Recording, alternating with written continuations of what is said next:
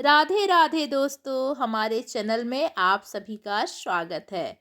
दोस्तों, आप सभी जानते हैं कि सफला एकादशी 2025 में 15 दिसंबर को मनाया जा रहा है। तो चलिए हम दोस्तों जानेंगे सफला एकादशी पर श्री हरि विष्णु भगवान की पूजन विधि। दोस्तों, सफला एकादशी के दिन सुबह या संध्या काल में भगवान विष्णु की पूजा करें। मस्तक पर सफ़ेद चंदन या गोपी चंदन का तिलक लगाएं।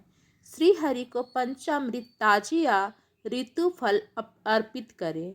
भगवान को तुलसी दल अर्पित करना न भूलें। यदि आप उपवास कर रहे हैं तो भोजन ग्रहण करने से पहले जल में दीपदान अवश्य करें। इस दिन गर्म कपड़े और अन्न का दान करने का विशेष फल प्राप्त होता है। पूजा करने के बाद दोस्तों सफला एकादशी व्रत कथा अवश्य सुनना चाहिए। तो चलिए दोस्तों हम सफला एकादशी व्रत कथा सुनते हैं। फ्रेंड्स, चंपावती नगर में एक महिष्मान नाम का राजा राज्य करता था। उसके 4 पुत्र थे। उन सब में लुम्पक नाम वाला बड़ा राजपुत्र महापापी था। वह पापी सदा पर स्त्री और वर्षागमन तथा दूसरे बुरे कामों में अपने पिता का धन नष्ट किया करता था। सदैव ही देवता, ब्राह्मण, वैष्णवों की निंदा किया करता था।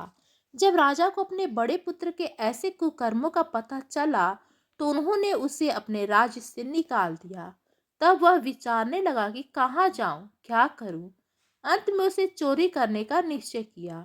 दिन में वह वन में रहता और रात्रि को अपने पिता की नगरी में चोरी करता तथा प्रजा को तंग करने और उन्हें मारने का कुकर्म करता।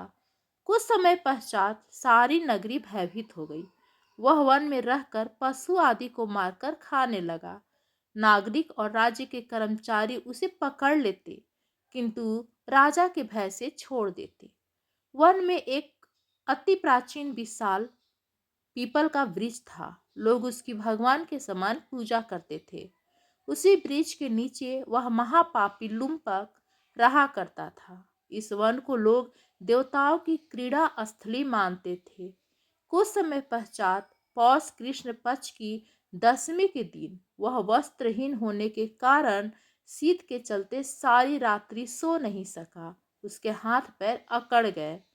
सूर्योदय होते होते वह मूर्छित हो गया।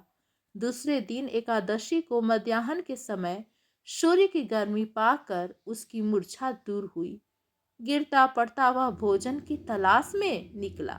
पशुओं को मारने में वह समर्थ नहीं था, अतः पेड़ों के नीचे गिरे हुए फल उठाकर वापस उसी पीपल वृक्ष के नीचे आ गया। उस समय तक भगवान सूर्य अस्त हो चुके थे। वृक्ष के नीचे फल रहकर कहने लगा, हे भगवान, अब आपके ही अर्पण है ये फल, आप ही तृप्त हो जाइए। उस रात्रि को दुख के कारण रात्रि में को भी नींद नहीं आई। उसके इस उपवास और जागरण से भगवान अत्यंत प्रसन्न हो गए और उसके सारे पाप नष्ट हो गए। दूसरे दिन प्रातः एक अति सुंदर घोड़ा अनेक सुंदर वस्तुओं से सजा हुआ उसके सामने आकर खड़ा हो गया। उसी समय आकाशवाणी हुई, हे राजपुत्र, श्री नारायण की कृपा से तेरे पाप नष्ट हो गए हैं। अब तू अपने पिता के पास जाकर राज्य प्राप्त कर। ऐसी वाणी सुनकर वह अत्यंत प्रसन्न हुआ और दिव्य वस्त्र धारण करके भगवान आपकी जय हो कहकर अपने पिता के पास गया। उसके पिता ने प्रसन्न होकर उसे समस्त राज्य का भार सौंप दिया और स्वयं वन के रास्ते चल दिए।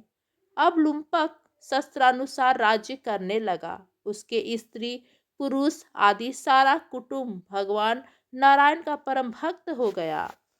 वृद्ध होने पर वह भी अपने पुत्र को राज्य का भार सौंपकर वन में तपस्या करने चला गया और अंत समय में बैकुंठ को प्राप्त हुआ। अतः जो मनुष्य इस परम पवित्र सफला एकादशी का व्रत करता है उसे अंत में मुक्ति मिलती है।